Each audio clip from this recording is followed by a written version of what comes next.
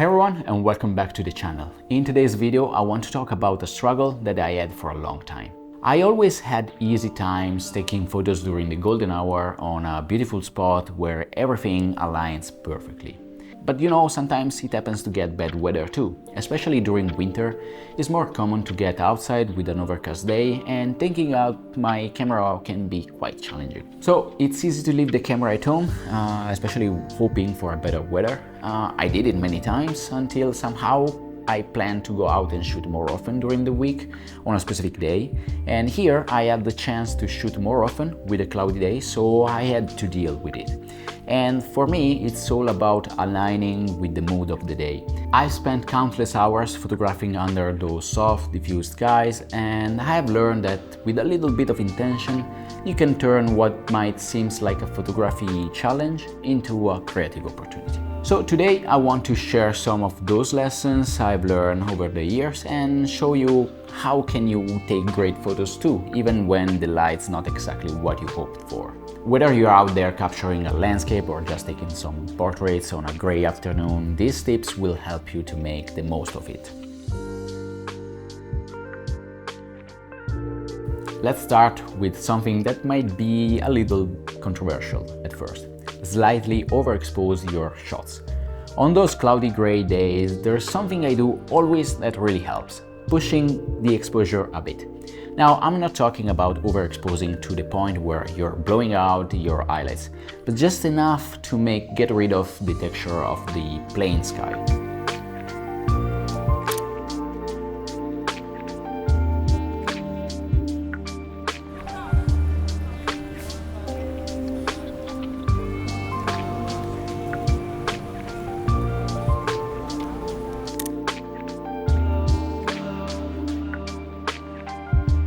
I know, especially with digital photography, overexposing could sound wrong.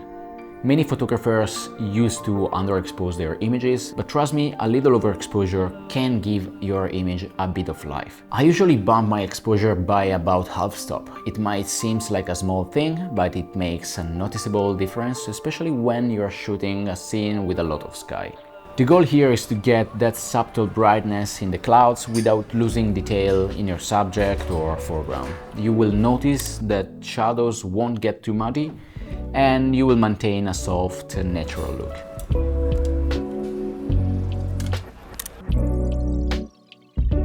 But here, don't get me wrong. Another thing to consider is to avoid the pure white sky. By overexposing it, it's important to keep the whites around 90–95%, bringing down in post the whites. That's helped to get an image that still feels balanced even when overexposed.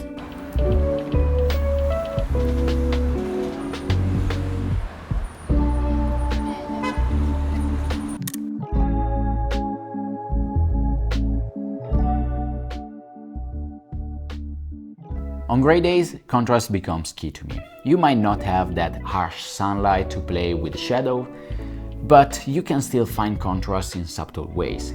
I love to look for natural contrasts in a scene, whether it's like light spilling into a dark corner or how a subject stands against a darker frame. One trick is to shoot from areas of shadow into areas of light.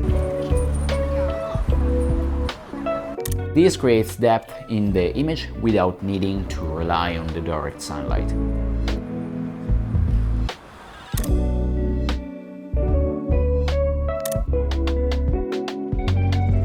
Now, while you can certainly boost contrast a little bit in post, it's important to try to capture some of the natural contrast in camera. There's a fine line, so try not to go too far with the editing and keep it organic.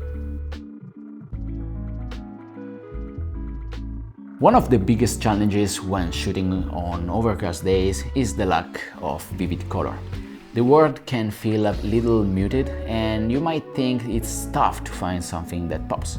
Color can be an amazing way to bring life into a gray scene. When I go outside, I look for those subtle pops, whether it's like the color of a building, the clothes someone's wearing, the colors of the nature, or any colored subject in the scene.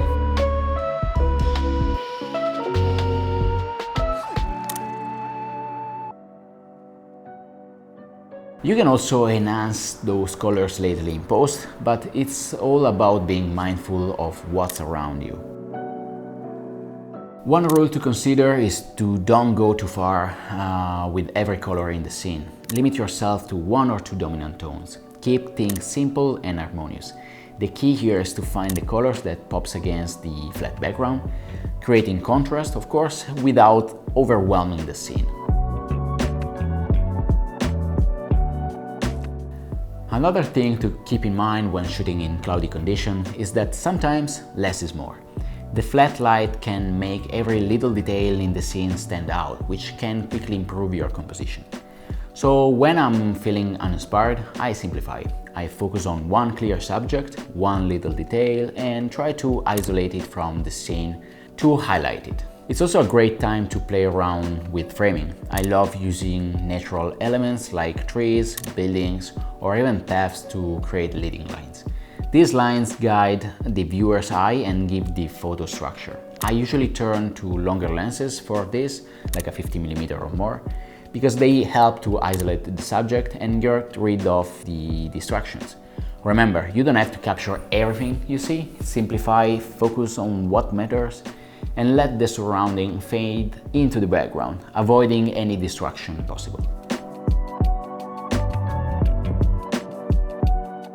But if you're struggling with the lack of color or the scene feels too flat, try shoot in black and white.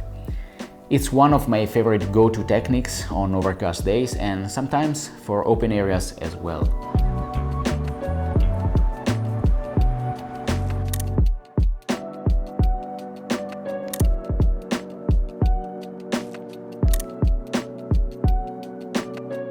By removing the colors, you focus on the light, textures and shapes in the scene, and it's amazing how a monochromatic image can bring out details you might have missed otherwise.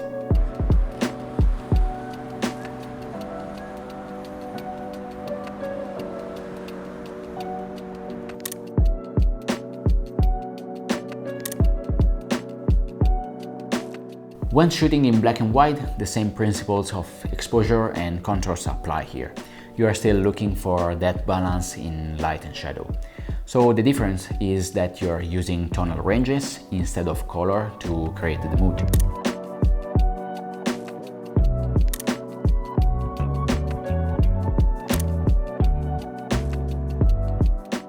So that's it, 5 tips to make the most of those cloudy days. Yet, the most important rule is to accept the light you have and working with it, not against it.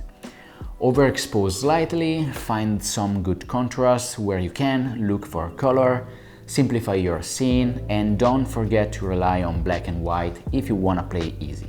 These 5 tips help me not to avoid again an overcast day, wanting to go out and shoot even when the weather doesn't look good at all. It's also a good way to force myself going out and shoot without worrying too much about the light. I hope this video gives you a new perspective on those gray days. If you've got any questions or you've got your own tricks for shooting in overcast weather, drop them in the comments. I'd love to hear how you approach this kind of shooting.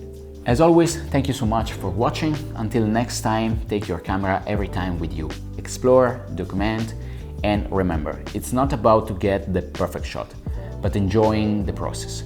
See you in the next video. Bye.